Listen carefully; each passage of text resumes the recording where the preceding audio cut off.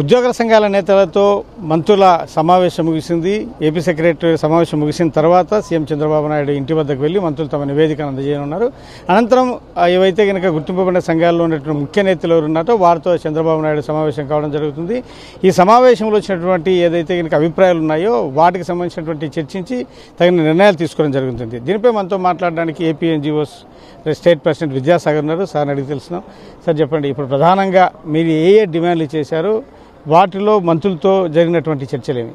మంత్రులతో మరి group of ministers ఇవాళ ఉద్యోగ సంఘాలతో సమావేశాన్ని ఏర్పాటు చేశారు. దానికి ధన్యవాదాలు తెలుపుతూ మరి గ్రూప్ ఆఫ్ మినిస్టర్స్ కానీ, ముఖ్యంగా మరి ఆర్థిక శాఖ మంత్రులు పయ్యావుల కేశవ్ గారు కానీ, ప్రిన్సిపల్ సెక్రటరీ ఫైనాన్స్ కానీ, చీఫ్ సెక్రటరీ కానీ గత 3 సంవత్సరాలుగా, ఈ ప్రభుత్వం వచ్చిన కాడి నుంచి అంతకుముందు 2 సంవత్సరాలుగా ఈ రాష్ట్రంలో ఉన్న ఆర్థిక పరిస్థితులు, ఇప్పుడు జరుగుతున్న పరిస్థితులు, మునుముందు జరగబోయే పరిస్థితులు, ఆర్థిక సంబంధించిన కన్సెషన్ ఇవన్నింటినీ కూడా ఉద్యోగ సంఘాల నాయకులు వివరించడం జరిగింది. దాని తర్వాత దాదాపు 4 గంటల పాటు సమావేశం జరిగింది. 15 ఉద్యోగ సంఘాలకు సంబంధించిన ఉద్యోగ ఉపాధ్యాయ పెన్షనర్స్ నాయకులందరూ ఉద్యోగులకు సంబంధించిన డిమాండ్లు అన్నింటి మీద మరి సావకాశంగా ఒక 4 గంటల పాటు చర్చించడం జరిగింది. ముఖ్యంగా ఏదైతే 4 పెండింగ్ డిఏలు ఉన్నాయో పెండింగ్ డిఏలను రిలీజ్ చేయాలని, అలాగే పీఆర్సీ కమిటీ 25 నెలలు అయింది, ఇంతవరకు చైర్మన్ అపాయింట్ చేయలేదు, పీఆర్సీ కమిటీని అపాయింట్ చేయాలని, హెల్త్ కార్డుకు సంబంధించి గవర్నమెంట్కి పెద్దగా డబ్బు ఖర్చు చేయలేదు, అవసరమైతే మేమే 100-200 పెంచుకుంటాం, గవర్నమెంట్ కూడా మ్యాచింగ్ ఇస్తే సరిపోద్ది.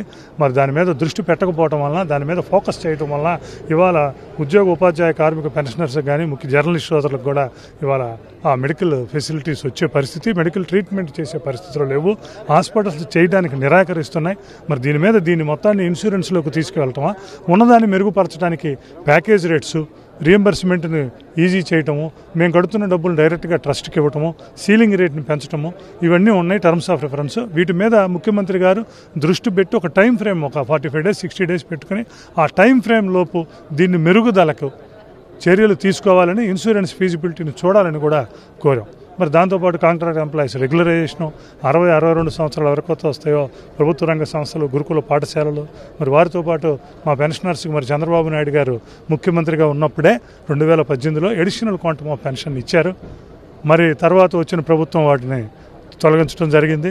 మరి ఇప్పుడు పునరుద్ధరించాలని, దానికి అయ్యే ఖర్చు తక్కువ, 4,40,000 మంది పెన్షనర్స్ మరి దాని మీద అంతా ఉన్నారు. కాబట్టి అటువంటి విషయాల్ని, అలాగే ఏదైతే అవుట్సోర్సింగ్ ఉద్యోగులు ఉన్నారో వాళ్ళు 12,000, 13,000, 15,000 జీతాలు తీసుకుంటున్నారు. వాళ్ళని, వాళ్ళ కుటుంబ సభ్యులని ప్రభుత్వ పథకాల్లో భాగస్వాములు కాకుండా చేస్తున్నారు. మేనిఫెస్టోలో కూడా మాట ఇచ్చారు కాబట్టి మేనిఫెస్టో ప్రకారం, మీరు ఇచ్చిన మాట ప్రకారం ప్రభుత్వ పథకాల్లో వాటిని భాగస్వామ్యం చేయాలని చెప్పి 2004కు ముందు నోటిఫై అయింది. 2004 తర్వాత అపాయింట్ అయిన వాళ్ళకి సెంట్రల్ గవర్నమెంట్ ప్రకారం, మిగిలిన రాష్ట్రాల్లో జరుగుతున్న ప్రకారం ఓపీఎస్లోకి తీసుకురావాలని, సిపిఎస్ మీద ఒక కమిటీ. గత పీఆర్సీ కమిటీ మీటింగ్లో చూస్తే ఈ క్వాంటమ్ ఆఫ్ పెన్షన్కి సంబంధించి పెన్షనర్లకు న్యాయం చేయడంలో అప్పట్లో ఉద్యోగ సంఘాల నాయకులు ఎవరైతే జాయింట్ స్టాఫ్ కౌన్సిల్ మీటింగ్లో ఉన్నారో వాళ్ళు గవర్నమెంట్తో సరిగా పోరాటం చేయలేకపోయారు, తమకు అన్యాయం చేశారు అని చెప్పేసి అప్పట్లో ఉన్నటువంటి నాయకత్వం మీద పెద్ద ఎత్తున పెన్షనర్స్ ఆరోపణలు కూడా చేయడం జరిగింది. ఈసారి పెన్షనర్లకు ఈ జరిగే జాయింట్ స్టాఫ్ కౌన్సిల్ సమావేశంలో ఖచ్చితంగా పీఆర్సీలో న్యాయం చేస్తారని మీరు హామీ ఇవ్వగలరా? ముఖ్యమంత్రి గారితో న్యాయం ఖచ్చితంగా ఈ ప్రభుత్వంలో ఎడిషనల్ క్వాంటమ్ ఆఫ్ పెన్షనర్స్ తీసుకుంటాం. అది ముఖ్యమంత్రి గారితో మాట్లాడినాక ఈ నెల తీసుకుంటాం, వచ్చే నెల. It is the question of time frame, but తీసుకుని తీరుతాం. ఇక్కడ మాట్లాడినటువంటి కొంతమంది ఉద్యోగ సంఘాల నాయకులు అంటే ఒకరు ప్రస్తుతానికి 2 DAలు ఇస్తే కనుక చాలు అన్నటువంటి అభిప్రాయాన్ని వ్యక్తం చేయడం జరిగింది. ఇప్పుడు 4 పెండింగ్ ఉన్నాయి, జనవరికి 5వ వస్తుంది.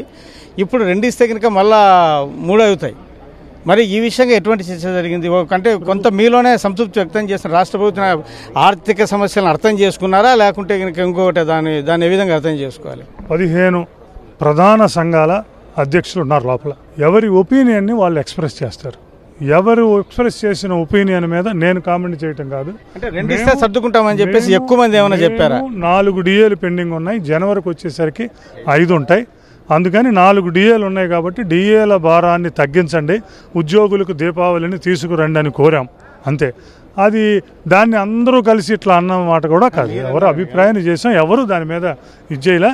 ఏదేమైనా ముఖ్యమంత్రి గారితో సమావేశం తరువాతే ఏమిటి ఎలా అనేది అన్నింటి కూడా ఫైనలైజ్ అవుతే అప్పుడు తెలియజేస్తాం. ఐఆర్కు సంబంధించి ఐఆర్ కూడా ఇకపోవడంతో ఉద్యోగులందరూ తీవ్రంగా నష్టపోయేటువంటి పరిస్థితి, ఉద్యోగులు అయితేనే పెన్షనర్స్ అయితేనే. మరి ఐఆర్ విషయంగా ఎటువంటి మీరు డిమాండ్ చేశారు, వాళ్ళ నుంచి ఎటువంటి సానుకూల స్పందన లభించింది? కమిటీ చైర్మన్ని అపాయింట్ చేయమని అడిగాం.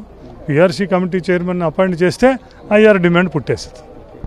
ఇది పరిస్థితి కూడా మరి ఇప్పటికి 25 నెలలు అయింది కాబట్టి పిఆర్సీ కమిటీ వేసి ఐఆర్ ఇస్తే కనీసం ఐఆర్నన్నా తీసుకునే వాళ్ళం.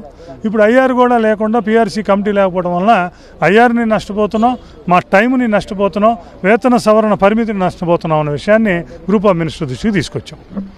ఈ డిమాండ్లన్నీ కూడాను గ్రూప్ ఆఫ్ మినిస్టర్ దృష్టికి తీసుకెళ్ళాము. అయితే ఎవరే కానీ మేము ఎన్ని డిఏలు ఇస్తే సర్దుకుంటామని చెప్పలేదు అని చెప్తున్నారు.